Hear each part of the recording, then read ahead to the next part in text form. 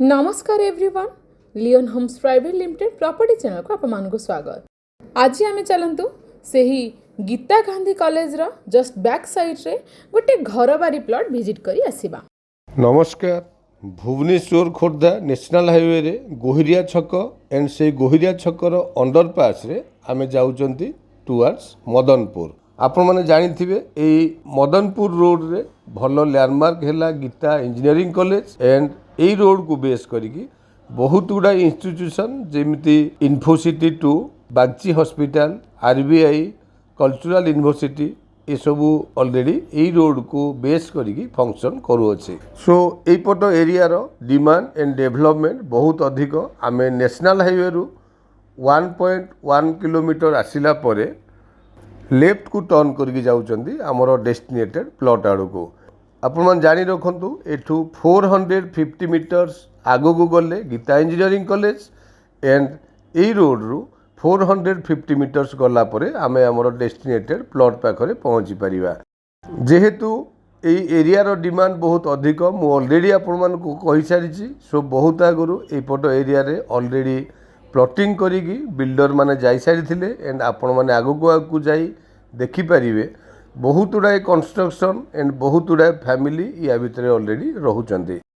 आमर plot T जेहेतु गोटे छोट प्लॉट एंड रीसेल प्लॉट आपण माने देखिबे पेरिफेरियल कंस्ट्रक्शन वर्क ऑलरेडी हेई सारिछि। आपण माने अप टू प्लॉट पर्यंत मार्क करी जानतु एई रोड टी 30 फीट रोड। सो आमे बीडीए रो अप्रूवल नबार भी कोनोसी असुविधा हबो नाही। एठी लेफ्ट टर्न नेला परे देखिए लेफ्ट हैंड साइड रे दीटी प्लॉट छाड़ी थर्ड प्लॉट आमरो destinated plot.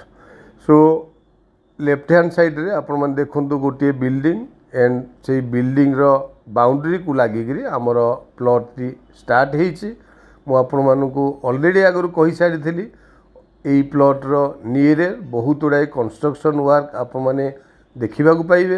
Gita engineering college जेहेतु ये प्लॉट रु बहुत नियर आपण मन देखंतु बैक साइड रे व्हाइट कलर रो बिल्डिंग सेटा हला Gita engineering college and peripheral आपण मन देखुचंती बहुत गुड़ाए बिल्डिंग कंस्ट्रक्शन ऑलरेडी सरी जाइछि।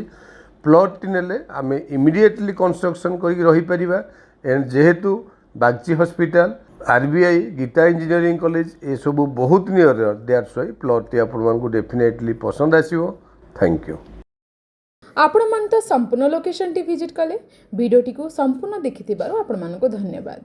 एठी हमरो लैंड एरिया 2450 स्क्वायर फीट रा मार्क करंतु नॉर्थ फेसिंग रा प्लॉट फ्रंटेज होची 38 फीट एंड 25 फीट रोड को प्लॉट टी हमर टच हेची।